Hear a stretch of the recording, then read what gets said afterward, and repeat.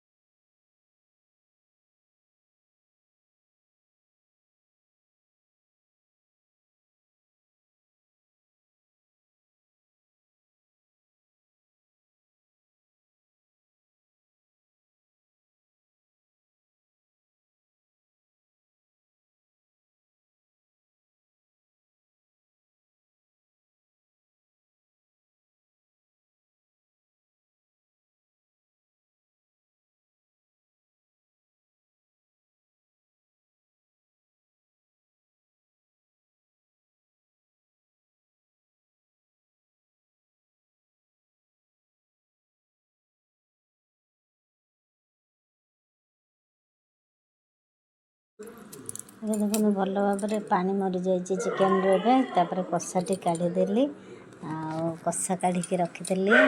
ଛୁଆ ଖାଇବେ ଆଉ ମୋ ସ୍ୱାମୀ ଦେଢ଼ଶୁର ବି ଖାଇବେ ଭଲ ଭାବରେ। କଷା ଟିକେ ଭଲ ପାଆନ୍ତି ତ କାଢ଼ି ଦେଇଛି। ଆମ ଶାଶୁ ବି ଖାଆନ୍ତି ଟିକେ ଭଲସେ, ତ କାଢ଼ିଦେଲି ଚିକେନ୍ କଷା କାଢ଼ିକି। ତାପରେ କଷା ହେଇଥିବା ଚିକେନ୍ କଢ଼େଇରେ ଏବେ ପାଣି ଦେଇଦେଲି। ଭଲ ଭାବରେ ପାଣି ଟିକେ ବେଶୀ କରିକି ଦେବେ, କାହିଁକିନା ଆଉ ଟିକେ ଭଲସେ ଫୁଟିଲେ ପତଳା ଝୋଳ ହେବ, ଆଉ ଟିକେ ଖାଇବା ପାଇଁ ଟେଷ୍ଟ ଲାଗିବ। ସେଥିପାଇଁ ମୁଁ ପାଣି ଟିକେ ଦେଇ ଦେଇଥିଲି ଅଧିକା କରି। ଦେଖନ୍ତୁ ପାଣି ଦେଇଲା ପରେ କଲର୍ ଟିକେ ସୁନ୍ଦର ଲାଗୁଛି, ଲାଲ ଲାଲ ଦେଖାଯାଉଛି। ଝୋଳଟି ସୁନ୍ଦର ମସ୍ତ ଲାଗୁଛି, ଆଉ ଖାଇବାକୁ ବି ବହୁତ ସୁନ୍ଦର ଲାଗିଥିଲା। ମୁଁ ବନେଇକି ଖାଇଥିଲି, ତ ସେଥିପାଇଁ ଆପଣମାନଙ୍କ ସାଙ୍ଗରେ ସେୟାର କରୁଛି। ତ ଦେଖନ୍ତୁ କେତେ ସୁନ୍ଦର ସେ ଲାଲ ଲାଲ ଝୋଳ ହେଇଗଲା। ଏବେ ଘୋଡ଼େଇ ସାରି ଟିକେ ଘୋଡ଼େଇ ଦେବା। ଘୋଡ଼େଇକି ଆଉ ଟିକେ ଫୁଟିବା ପର୍ଯ୍ୟନ୍ତ ଅପେକ୍ଷା କରିବା। ଫୁଟି ସାରିଲା ପରେ ତାକୁ ଘୋଡ଼େଇ ଦେଲି, ଘୋଡ଼େଇବା ପାଇଁ ଛାଡ଼ିଦେଲି। ଫୁଟିଲା ତରକାରୀଟା ଭଲ ଭାବରେ ଏବେ ଫୁଟି ଆସିଲାଣି। ତ ଘୋଡ଼ଣା କାଢ଼ି ଦେଖିବା କେତେ ସୁନ୍ଦର ସେ ତରକାରୀଟା ଫୁଟୁଛି। ବହୁତ ଲାଲ ଲାଲ ଝୋଳ ଦେଖାଯାଉଛି।